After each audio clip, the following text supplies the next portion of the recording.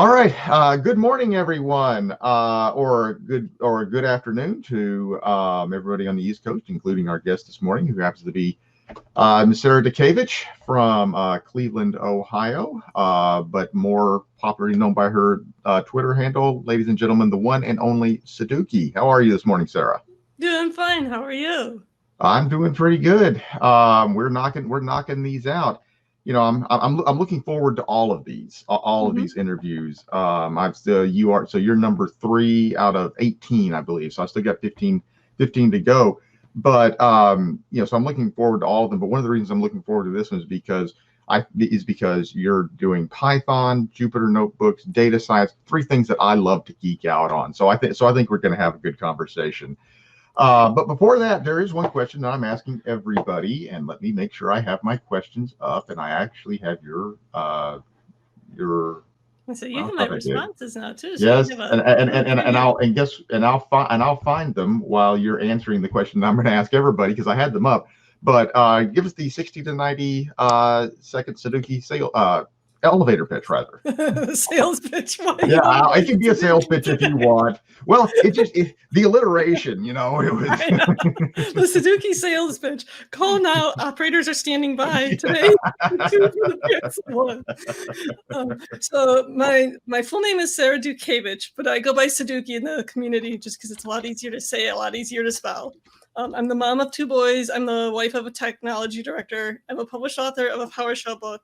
Microsoft Most Valuable Professional since 2009, focused on developer technologies. I'm a polyglot programmer. I have a thing for programming languages. If I could hoard them all, I would.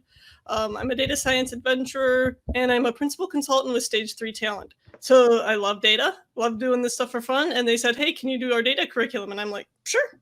So right now I'm working on data curriculum for them. So now Stage 3 Talent, so is that a training company?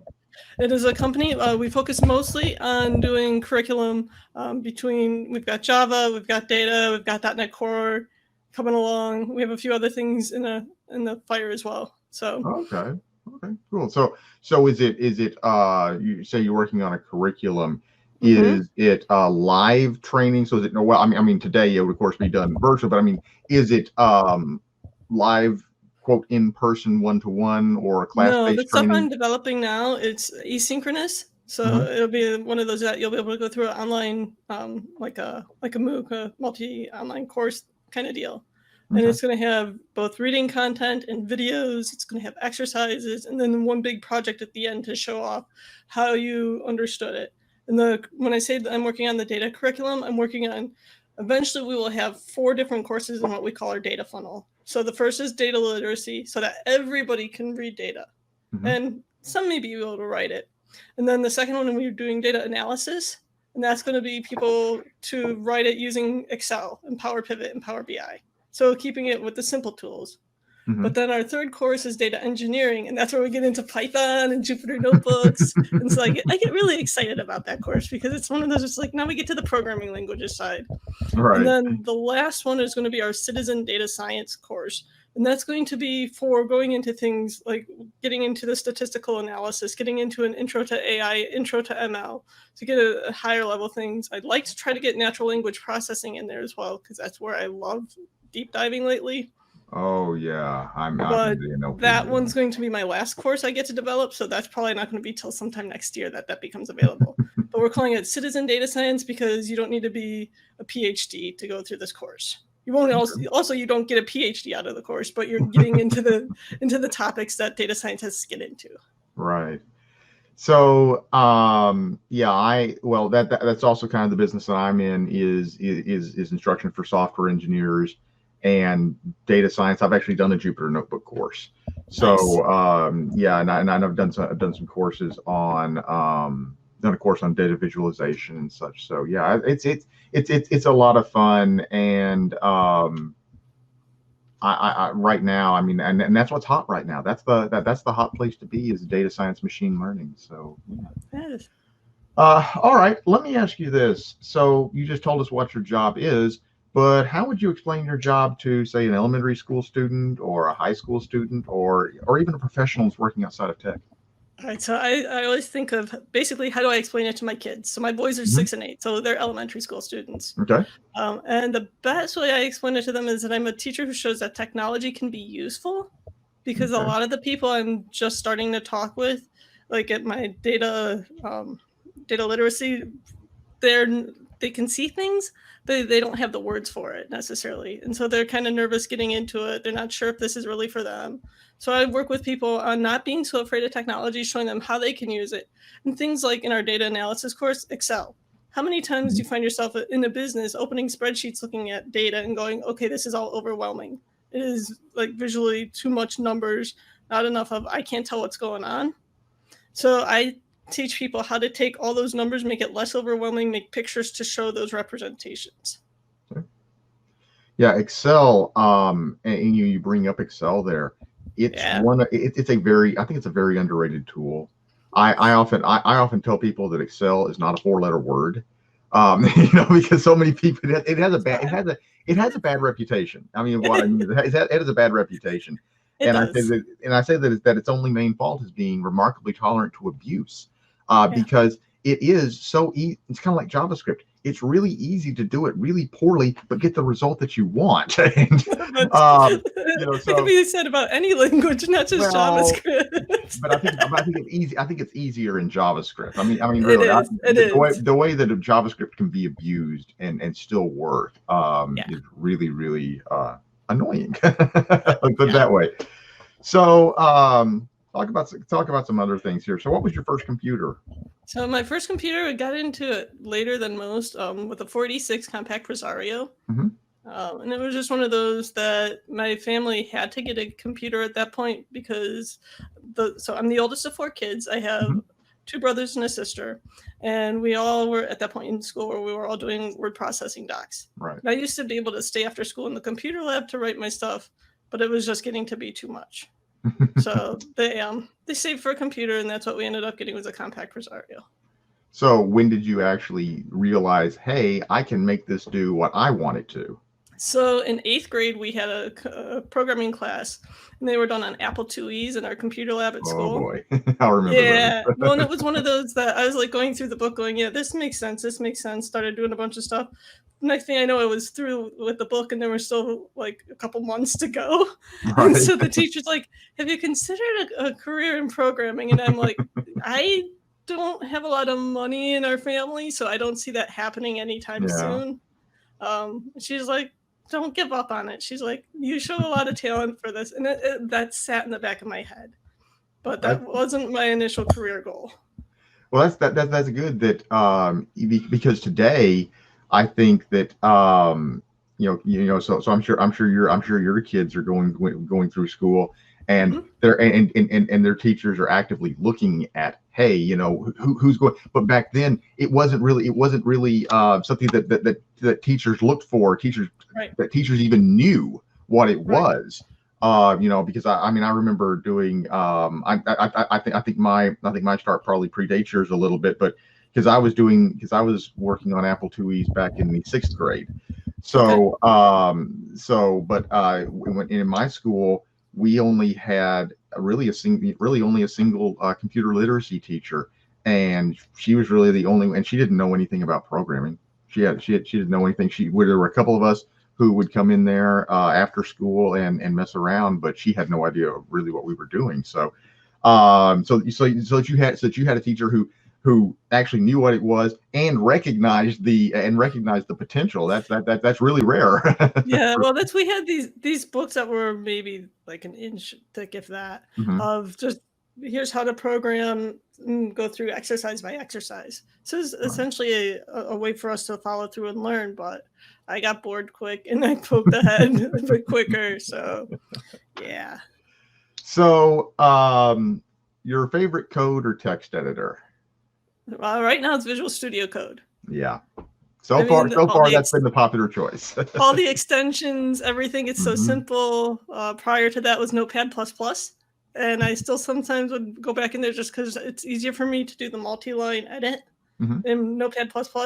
Whereas Visual Studio Code, it took a while for me to get the muscle memory of, I think it's like Control-Alt, then up and down to do the multi-cursor select.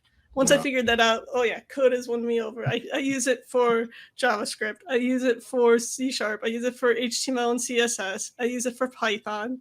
I use it for writing. Right now I'm doing all my documentation in Markdown. Right. And Oh yeah, I'm in awesome. code. I love code. What I like about it, and if you go back and watch the VODs, you're going to see that I've been saying this a lot, is that the developer experience across platforms is identical. Yes. And that is because I go back and forth between PC and Mac. And I can, and it's just I mean, except for a couple of times you press command on the Mac instead of control on the PC. Exactly. And even Linux, and I show it off on Linux just to make the point very often that it still does work. Now for Markdown, I really like the fact you brought up that you're doing all your documentation in Markdown, because when I write my scripts for the videos that I record, I do all of them in Markdown. I'm using one that I just found recently called Typora.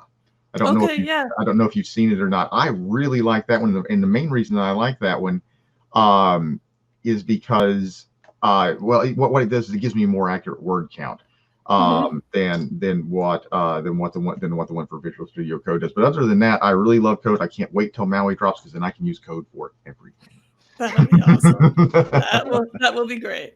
It absolutely will be. So let's go ahead and talk about your talk. Yeah. So your talk is called Noodling with Data in Jupyter Notebooks. Yes. And you are actually one of two Jupyter Notebook talks that we have. We also have Ron Dagdag. I hope I'm pronouncing that name correctly. He's from Dallas, Fort Worth area, and he's going to be talking about .NET in Jupyter Notebooks, but you're going to be talking about data, and I think more specifically Python. So go ahead and give us the preview of that. No spoilers, but go ahead and give us the preview of that. If you've seen my Azure Notebooks talk that's been making its rounds, this is that talk, only because of the time constraints and such. I've eliminated the Animal Crossing data set, but we're talking about ramen noodles. So if I don't know if you've done the schedule yet, but if you put me like right before lunch, I'm sure we'll have a bunch of ramen eaters. Because I'm going into looking at a ramen rating data set and basically looking at the different things from shaping to does the style of ramen impact the rating of ramen. We'll talk about the ramen chocolate bar, because that was a thing. We'll talk about ramen flavored potato chips, because that is a thing. I've heard of those, actually. You'll have to come to the talk to see just how that all falls into place. And actually, I don't have you right before lunch. I have you. I have you in the slot before lunch. Okay, so I have plenty of time to get in people's heads. But if you want ramen for lunch, come to my session. I will definitely encourage it, because we will be noodling with data. Now I get it. Okay. Some of us are slow. Okay. Some of us are slow. I actually finalized I'm still going to send it out to the speakers to see, if there's any major problems I put the schedule together last night. This is the first time I've ever put together a conference schedule. And I was talking to Chad on his stream later, and I told him, I said, I just put together a conference schedule for the first time ever, and it hurt. Yes, welcome to the achievement that you don't want to unlock. Well, I'm like, okay, I can't have Sarah and Ron at the same time. I can't have Sarah W and Gaines at the same time, because they're talking about things that are really similar. At the same time, I don't want to have more than 2 tracks in the same time slot. And I'm trying to respect time zones. I'm trying to put the people on the eastern side of the country earlier in the day and people on the western side of the country later in the day, and it's just like, oh boy. So that was an interesting experience. Now, you said that Azure Notebooks is going away, sadly. Yeah. What do you recommend in place of it? Okay, so it depends on what you're doing. So the general, it depends. You're a consultant, you're allowed. I can say that. I use that term all the time, and I taught that to my apprentices when I was working at the coding bootcamp. I always said, use the words, it depends, because it does matter. True, yes, it does. Azure ML supposedly has some Jupyter Notebook integration in it. I haven't had a chance to play with Azure ML just yet. But Visual Studio Code does have support for Jupyter Notebook, and I've been playing with that, and I'm coming around to that. But honestly, I just run Jupyter right on my machine because it's easy. And then if I want to install my own kernels, I can. Like the other day, I installed R because I'm working on a super secret blog post that'll be coming out here soon enough.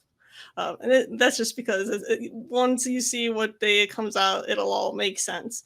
But yeah, for me, Jupyter runs right on my laptops. I have my work laptop, I have my play laptop, I have my very old laptop that I can't get rid of because I'm just so attached to my Lenovo Yogas. But it too has Jupyter on it as well. Right. So do you install it from do you use Anaconda or do you use Anaconda? Okay. I use Anaconda. Oh yeah. Very smart lady. Yeah, keep it nice and simple, nice and easy. And I usually run just Jupyter Notebook, but I know you can run Jupyter Lab to get Jupyter Lab to come up as well. Yeah, it's Jupyter Lab, I promote it. I haven't gotten into it as much because it's so specific. But as far as the Visual Studio Code support, that is something that I've been really impressed. And I saw a post a couple of days ago about some of the improvements that they're making to it. That's what I was using last night when I was going through. We were doing Machine Learning Monday last night, and I was doing it inside of Visual Studio Code Spaces, soon to be GitHub Code Spaces. And, and I mean, you just pull up an instance, you install the Python extension, create a new notebook, let it install the IPy kernel, the data science stuff, and it just works. It's another beauty of Visual Studio Code. It just works. It's nice. And I know on the what do they call them? The paths where you can migrate off of Azure Notebooks. One of the things was GitHub. I'll warn people with GitHub. You can migrate your Jupyter Notebooks to GitHub like a plain old file, JSON underneath. It gets to be kind of weird doing GitHub with Jupyter Notebooks. You end up getting JSON diffs. Unless you get some kind of plugin like ReviewNB, which I think is like $75 per user. It's got a cost associated with it. Yeah. Really? I did not know. But it'll allow you to do diffs on Jupyter Notebooks in actual like notebook form and not have to look at the JSON diffs. Interesting. Yeah, that's I mean, GitHub and Jupyter Notebooks, I really like what they're trying to do, but there are just some things. So for example, have you ever worked with widgets in Jupyter Notebooks, the interactive JavaScript widgets? A little bit. Yeah, those just make a Jupyter Notebook on GitHub look really ugly. It's just, well, I mean, and given what the static renderings are supposed to be, but it just comes out really weird. But no, but I mean definitely the fact that you can, but it's and I think that now that code spaces are going to be moving to GitHub completely soon, I think that there's probably some stuff that's going on in the back of the heads of the guys and gals in Redmond that we're going to be seeing pretty soon. Yep. So let's see here. Wow, we are knocking these out.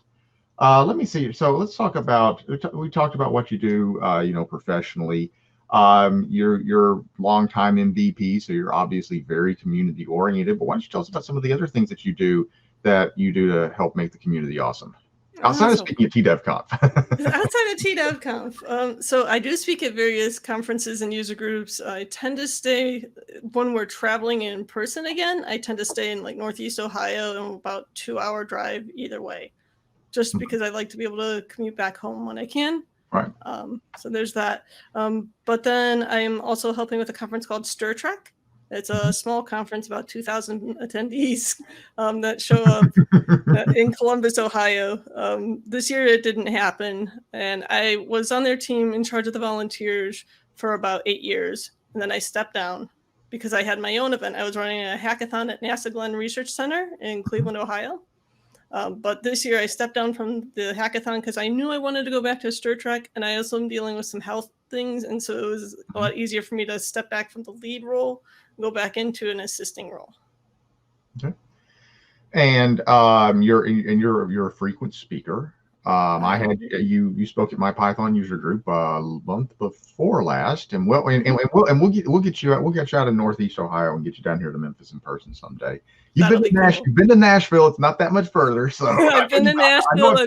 I know I've seen you in Nashville. I do have this mug that I will make sure. Yeah, I've been to Nashville. Yeah, but I mean, I was also at Music City Tech. I've also seen you at Music City Tech. I was at Music City Tech for a year. At least once. Yeah, at least once. Yeah, I was there once, but I've also helped with speaker selection a couple times for them as well. Okay. If Gaines reaches out and says, "Hey, I need help with speaker selection," I'm like, "Count me in." Yeah. And that's what I do with a bunch of conferences. They're like, "We need help with speaker selection." I'm like, "Well, it means I get to review them right here at my computer. I don't have to travel, and I can still help the community." And I love reviewing sessions, especially like web development, because that's been my bread and butter for the past 20 years. User experience, especially for developers, I will champion as much as I can, because we as developers are horrible at user experience in our natures.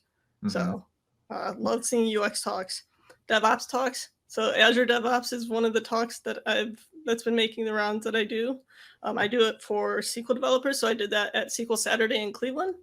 Okay. And then I did it for JavaScript developers for JS and Friends Conf in Columbus. So Azure DevOps, you can automate SQL deployments, you can automate code deployments. So I show both of those. And then, of course, the Azure Notebooks talk with Python, because it's data science, it's data, it's fun. And I love Jupyter Notebooks. So let me ask you a controversial question. Uh-oh. Python versus R. I knew that was coming. I installed the R kernel. So you shouldn't have mentioned that. I wouldn't have asked that question if you hadn't. No. You have to ask it, because personally, I was really liking R, but I've known Python longer. I was involved with PyOhio and helping them with their with social media early days. And so Python is a language I like because it's so versatile. But R is okay. It gets the job done when it needs to. It's got its libraries. If I have to pick one or the other, I immediately would probably go to Python first. And that's just because all the curriculum I'm writing right now is Python. I don't have a huge focus on R.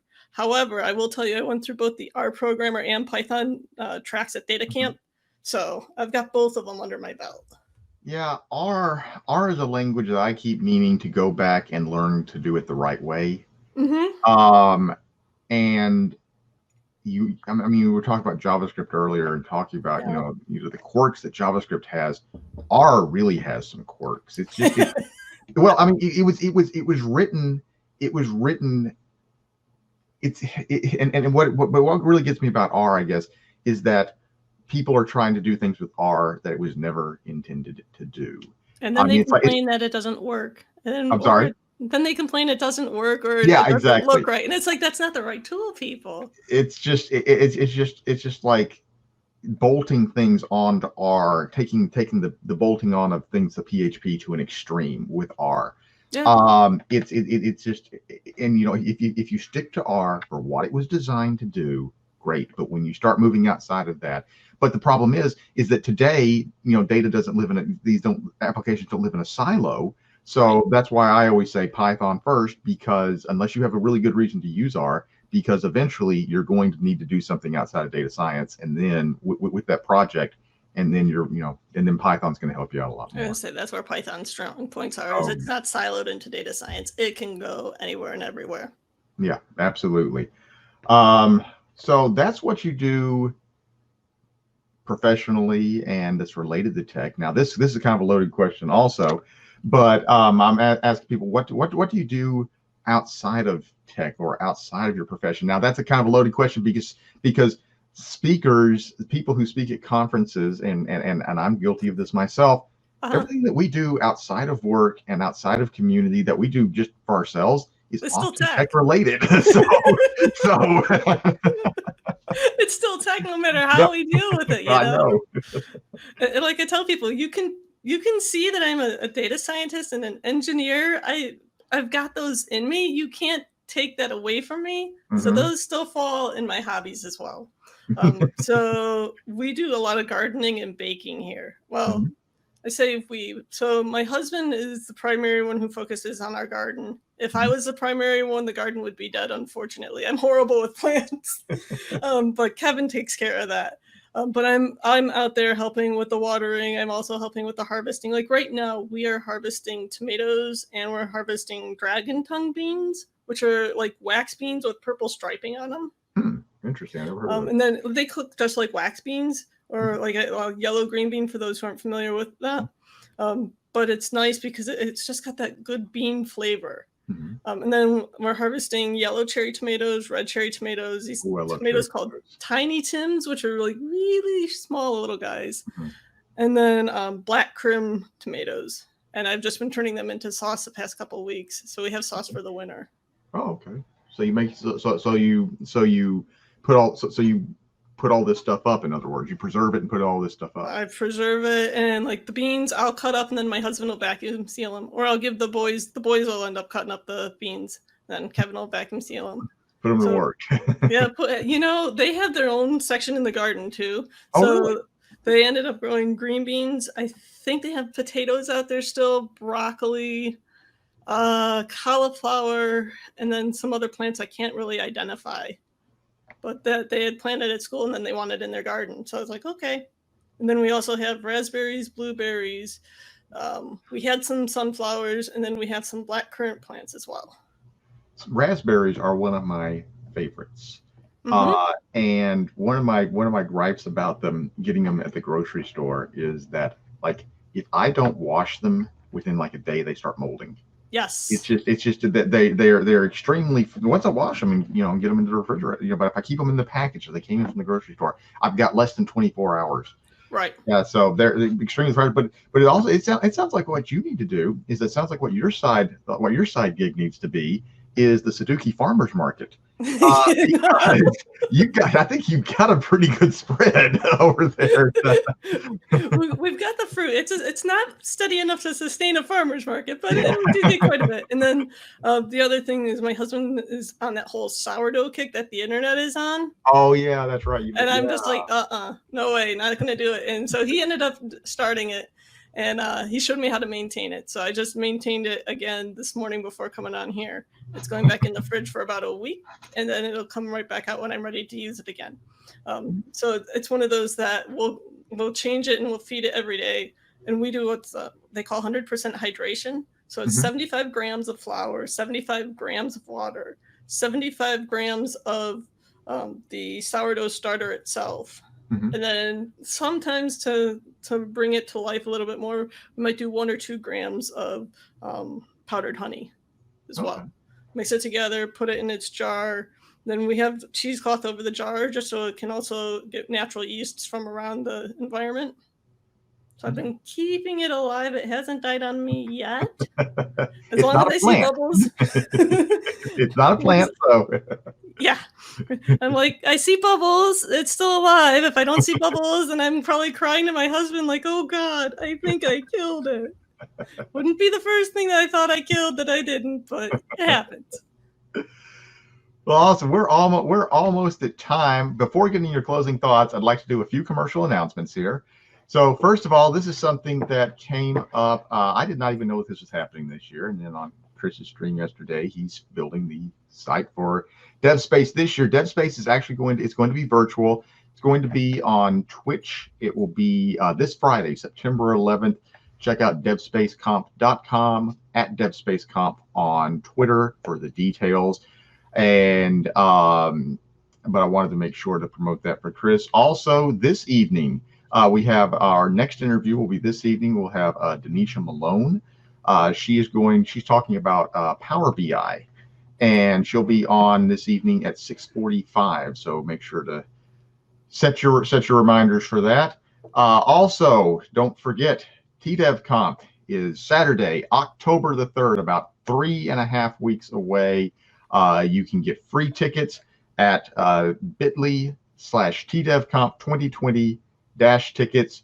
Don't forget to follow us on at TDevConf.